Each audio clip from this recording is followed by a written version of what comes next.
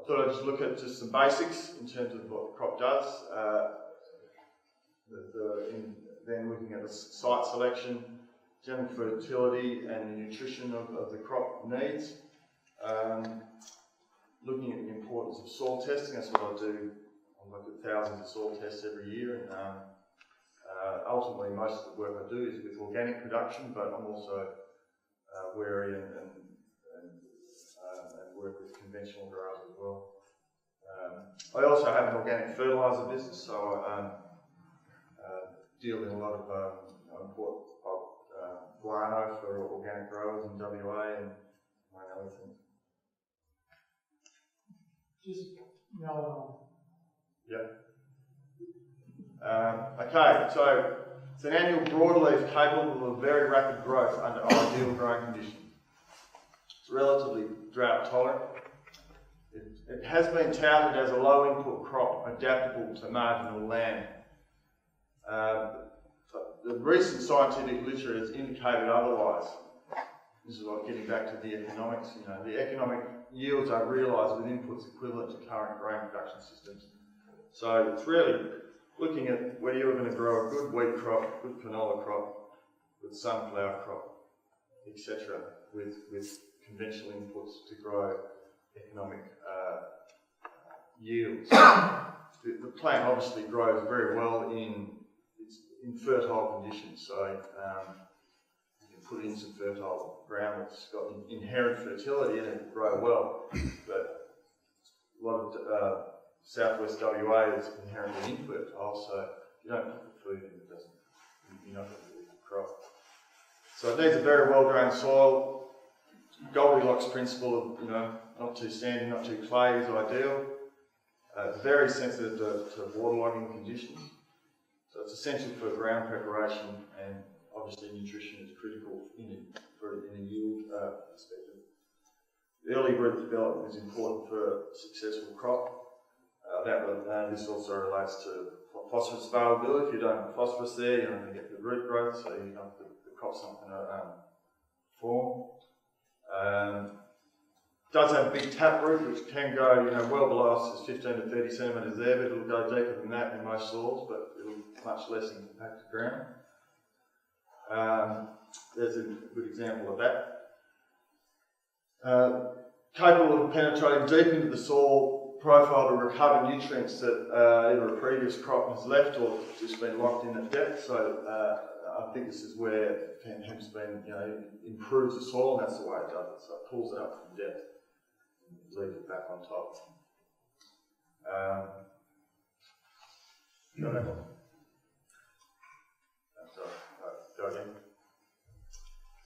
So looking at selecting a good site to grow. Drainage, like most crops, is just the number one. In viticulture, it's drainage. You get crap grapes if you grow it on poor waterlogged soil. And that's all about oxygen, getting into depth, which the oxygen's feeding the biology, which helps with the root development and nutrient exchange. Avoiding a really sandy site, avoiding really heavy clay, like I said before.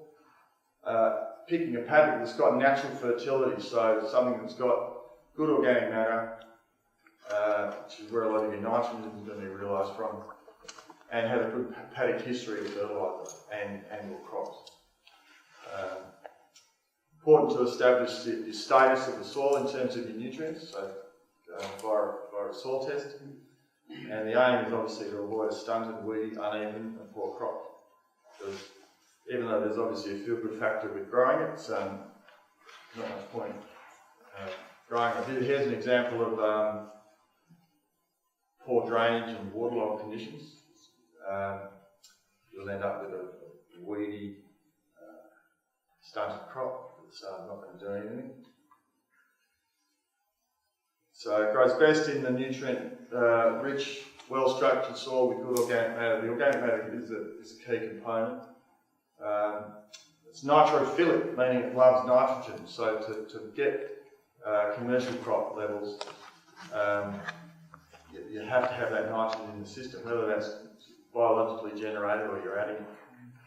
It also loves basically everything else, so phosphorus, potassium, sulphur, calcium, they're all typical candidates with most cereal crops. Because of the high nitrogen requirement, this places the demand on the soil for everything else. So, as I said before, it's got similar needs as these common crops such as wheat, etc. And yield response is most important. This is the same for wheat. Nitrogen, phosphorus, the two most responsible in terms of economics. Here are some numbers looking at,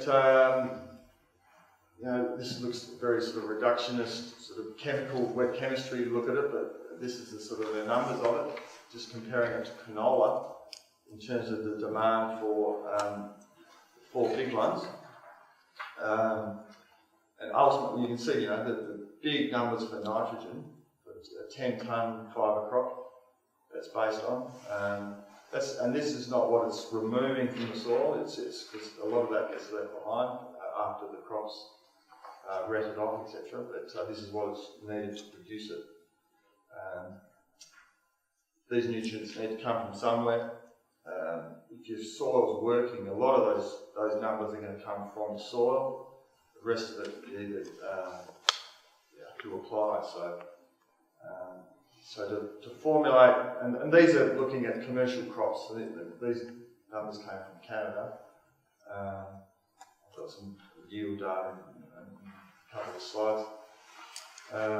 So you've got to know where your numbers are. For instance, if you're putting on, and the balance of applying your nutrients is important. So putting on too much nitrogen without putting on calcium, potassium, you're going to get lodging, which is where the crop gets too top heavy and blows over in the wind because it just hasn't got the strength to hold up. And I found this statistic this morning. Up to 40% of the biomass is returned to the soil after whatever's removed, depending if you're growing a seed or a fibre crop. Obviously in your leaves, your roots and your tops, and 50% of that is, that 40%, and these contain over 50% of the applied nutrients, so that's where you're getting the cycling of nutrients with successive crops. So soil testing, takes out the guesswork. Very important to take your samples from the zone that you want to be growing in. So there's no point just taking a sample to 10, 12 centimetres. You want this plant to be growing this deep, so you take the sample and you measure that. And the quality of those results are only as good as the quality of the sample that you take. Just want to make a lot of subs. I've got a sort of a little mini drill rig where I take samples, and it's very easy to take 50 samples in a few minutes to get a representative sample of that area. Always recommend doing a comprehensive assay, meaning everything from all your main ones to all your traces, and I always, if it's a first off test, I always do a total phosphorus test because you want to know where that is, because that's telling you your historical, what's gone on in the past. And once you get the numbers, you deal with the cation balance first, so that's your calcium, magnesium and potassium status, putting lining materials on the autumn, and then you look at a nutrition program when you seed it. Yep. These are some very generalised generalisations of some local conditions. Probably I would see this, I don't see this, the low conditions say in vineyards, but if it was a pasture situation, a lot of people don't keep the pasture up, so if pasture nutrition up, so if you're picking a paddock, generally this is what I see. Low calcium magnesium, which relates to having a low pH.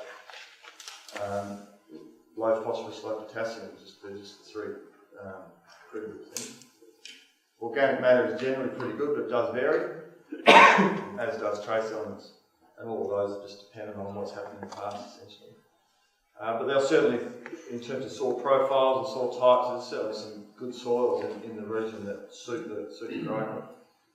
And it's essentially just the agronomy of the time of sowing, and a lot of that needs to be worked out, and varietals and clones obviously have a big part to play. With the seeding, planting too deep seems to be the biggest issue with seed failure, and so never exceeding an inch. Having the soil and seed contact is critical to get a good germination, and as is the temperature, so you're not going to go until you get that 10 degrees to the minimum. Seeding up to heavy rain rather than before, it's good because that's going to avoid any fungal issues post-germination. And there's a couple of numbers: 100 plants per square metre for seed production, 200 for fibre, which equates to about 20 to 50 kilos per hectare of seed. And interestingly, a relatively high mortality rate from what reading that I've done. So 10 to 7% is pretty sounds like 30% is pretty common average. And it is an indeterminate plant, meaning it will essentially keep growing until you kill it. So whereas something like wheat is a determinate plant, meaning it takes the X amount of sunlight hours, matures the seed, stops. This will essentially still keep going, which is the way it's harvested. This is a comparison of fertiliser options in organic and conventional. I'll probably race through this, but nitrogen being the big one, especially in an organic situation. The crop rotation is obviously a critical factor, and having that preceding legume crop to supply that for free or near free is a big one. I have seen some plantings that haven't done that, just relied on liquid additions, and you just don't get that rapid early growth. But there are some pretty sort of off-the-shelf stuff there. So diazotrophs, they're just bacterial free nitrogen-fixing bacteria that you can actually buy in a bottle these days.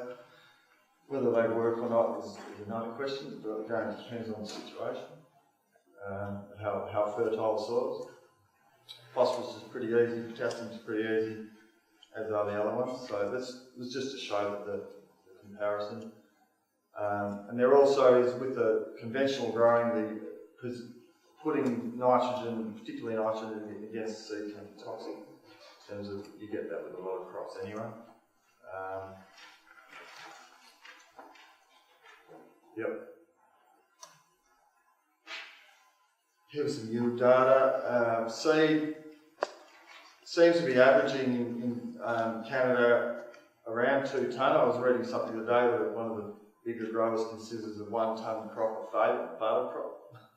So I thought it was interesting. But, so records, getting at 3.2 tonne, that's some pretty big yields, as are the fibre crops. So some big variations there, but again, the seed clone, I think it could take years, as it has done elsewhere, to find the clone that's going to work best.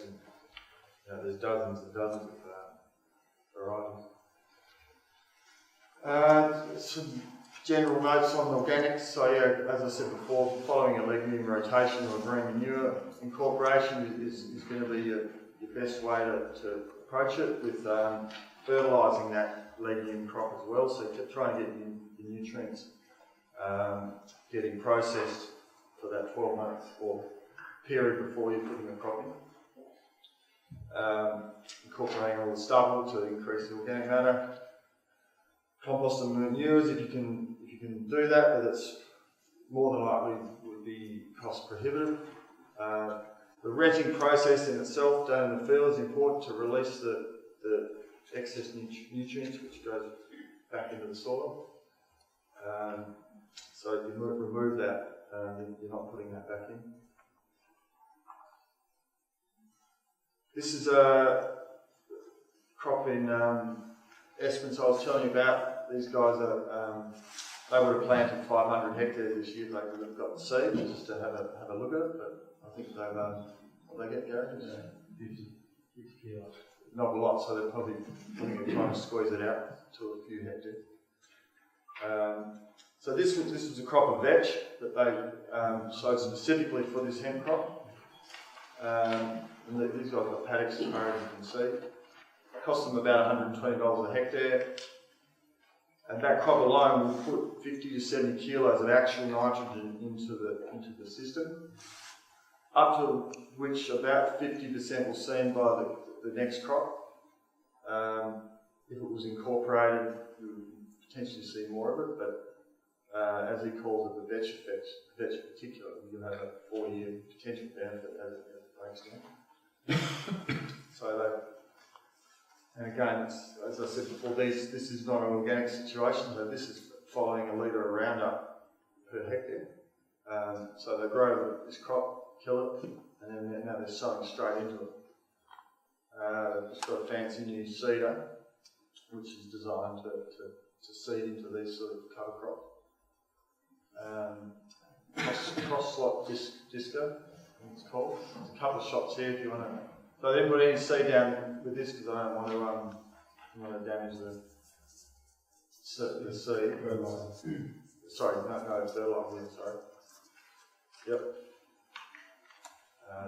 So look at the discs, the way they basically sort of split the crop open, and really amazing how they can control the depth. Yep. Another shot. Yep. Now that's not hemp. They haven't planted the hemp yet. That was they're waiting for a dump of rain. Where these guys are in Scadden, which is sort of northwest Queensland, they get often some very good summer rainfall from time to time. So they're using it as an opportunistic crop. So they've got some amazing soils there. These guys will grow 7-ton wheat crops, which is right up there in terms of the industry. So they're basically preparing, as soon as they see some rain coming, they're ready to go, and they're treating it as an opportune crop, opportune summer crop, which this is sunflower, which has got a very similar demands, but that the hemp does.